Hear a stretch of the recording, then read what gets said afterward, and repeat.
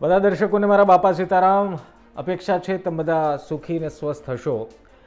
વિસાવદરની ચૂંટણીની તારીખો તો જાહેર નથી થઈ, પણ માહોલ ભાઈ છેલ્લા 20-25 દીથી ઉપડી ગયો છે. પરંતુ આજે હું તમને કેટલીક એવી માહિતી આપવાનો છું જેના ઉપરથી એ અંદાજ તમે લગાવી શકશો કે વિસાવદરની ચૂંટણી ક્યારે છે અથવા તો ક્યારે આવશે.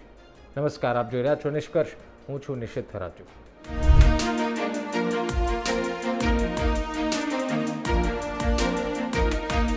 જો બાપલે આવતી પહેલી વાત તો એ વિસાવદરમાં ગજબ જામ્યો છે.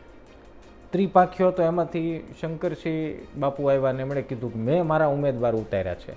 આમ તો ઓલું છે ને બાપુનું લગ્ને કુંવારા એક ગુજરાતીમાં કહેવત નથી, એવું છે. ચૂંટણી આવે એટલે ચૂંટણી લડવા માટે કુંવારા, ચૂંટણી લડવાની કાં લડાવવાની.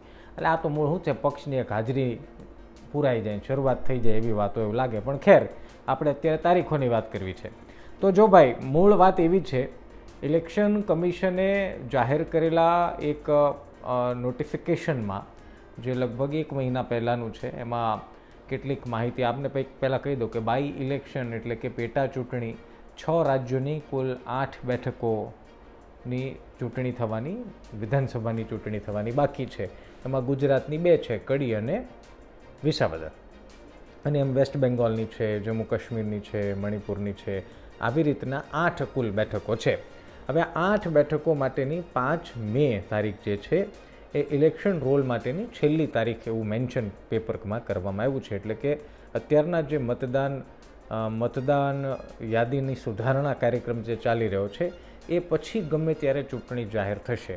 એટલે એક અનુમાન જો આપણે લગાવીએ તો 5 મે પછી એટલે કે 6 મેથી 15 મે સુધીમાં ચૂંટણી જાહેર થવાની પૂરેપૂરી સંભાવના છે. અત્યાર સુધી એ કયાસ લગાવતા હતા આપણે કે ભાઈ ક્યારે ચૂંટણી જાહેર થશે, તો એવું માની શકાય કે 6 મેથી ગમે ત્યારે ચૂંટણી જાહેર થઈ શકે ને એમાં બહુ વિલંબ થશે એવું લાગતું નથી. પહેલાં એવું લાગતું હતું કે હજી કદાચ હાથે કરીને આ ચૂંટણી લંબાવવાના પ્રયાસ થઈ રહ્યા હોય અથવા તો પ્રયાસ થઈ રહ્યા છે, પરંતુ એવી અહીંયા કોઈ સમાચાર, એવી કોઈ વાત અહીંયા લાગતી નથી. વચમાં એક એવો તર્ક પણ આવ્યો કે કદાચ હાથે કરીને લંબાવે અને ચોમાસું બેસી જાય ને પછી એમાં મતદાન આપણે કરાવીએ તો ચોમાસાના કારણે ખેડૂતો થોડા વ્યસ્ત હોય, મતદાન ઓછું થાય. એટલે આવી બધી ખોટું લોજિક એક માર્કેટમાં ચાલતું હતું. પણ 5 મે 6 મેથી 15 મે સુધીમાં ચૂંટણી વિસાવદરની જાહેર થઈ જશે એવું લાગી રહ્યું છે.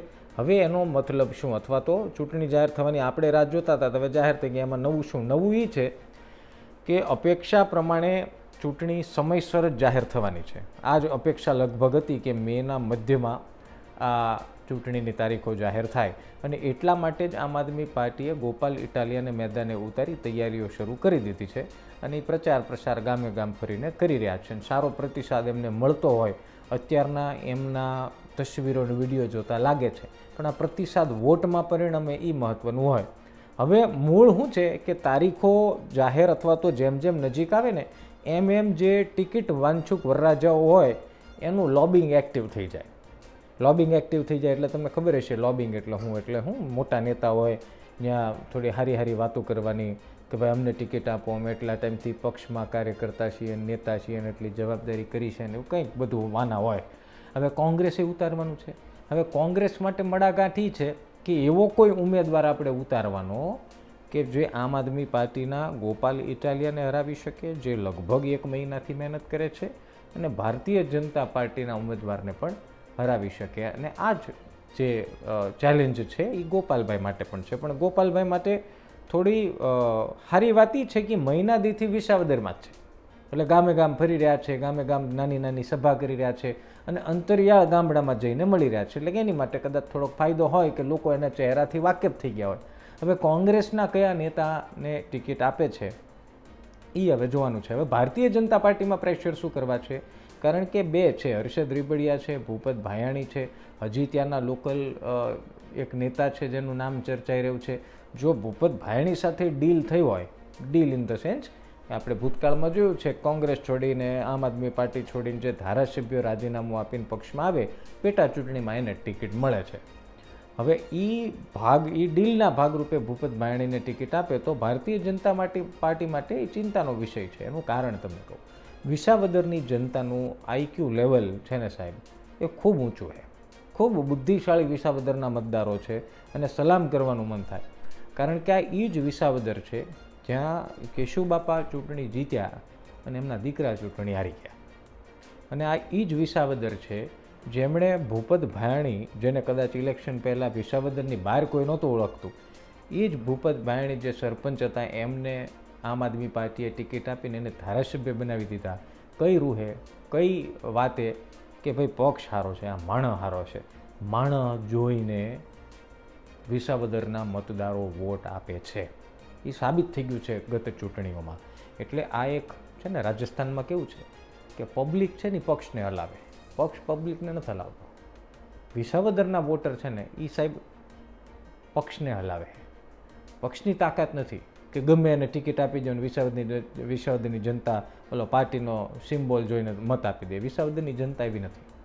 એટલે ભૂપત ભાયાણીને જો ફરી ટિકિટ આપે તો ભારતીય જનતા પાર્ટી માટે ચિંતાનો વિષય એ છે કે ભૂપત ભાયાણીને જે ખોબલે ખોબલે મત આપી વિસાવદરની જનતાએ જે વિશ્વાસ મૂક્યો એ તોડીને ભારતીય જનતા પાર્ટીમાં ગયા છે.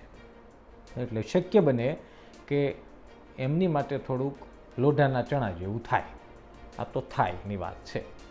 પણ આ વખતે ચૂંટણી વિસાવદરની રસપ્રદ રહેવાની છે, એમાં કોઈ બેમત નથી. ફરીવાર એકવાર કહી દઉં કે 5 મેથી લઈને 15 મે સુધીમાં 10 દિવસની અંદર જ ચૂંટણીની તારીખો જાહેર થશે.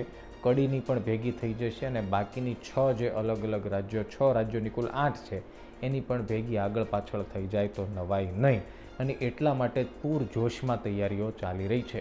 પરંતુ આ બધા વચ્ચે તમે એવી અપેક્ષા રાખતા હોય ભારતીય જનતા પાર્ટી જેવી ચૂંટણી જાહેર થાય અને નામ જાહેર કરી દે તો એ વાતમાં માલ નથી.